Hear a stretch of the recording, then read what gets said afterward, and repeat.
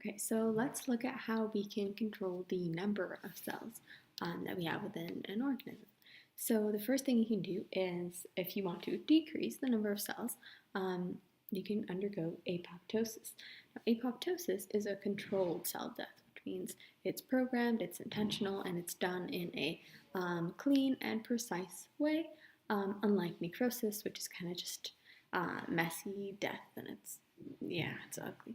So in apoptosis, we have to know about the BCL2 family, which is a family of proteins that control apoptosis. So you can either, there's two parts of this family. There's the pro-apoptosis and then the anti-apoptosis. For this video, we'll focus on just the pro-apoptosis, such as the back and bad. So the two main ones are the backs and back, and they're the ones that'll be in your mitochondria. So when we're talking about apoptosis, actually most of the ingredients are things that are normally found within the cell, even a healthy cell. It's just they are in their inactive form, waiting for these signals telling the cell that it needs to undergo apoptosis or die. So once it gets these signals, it'll activate the backs and back proteins over here, which will release the cytochrome C, which are found in the matrix of the mitochondria. So when those leave the mitochondria, they find this adapter protein and bind to it, and then they assemble this weird, like, snowflake-looking structure. And then there are these procaspases. So procaspases are enzymes that are proteolytic proteins, which means they break down other proteins.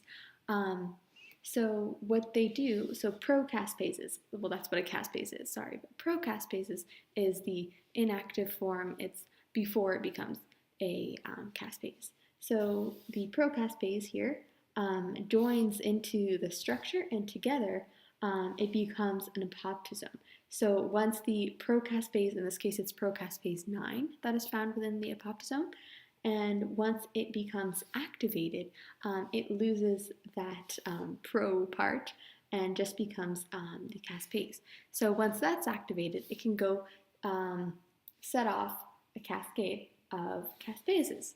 So the first caspase is going to activate all these other caspase proteins, which are going to go and this one can go degrade the nuclear laminate to break the nuclear membrane.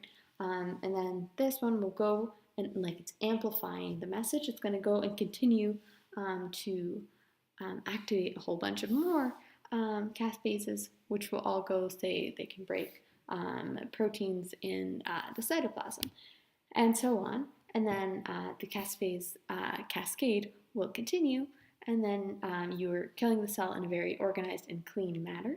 And then at the end, you will have apoptosis or cell death.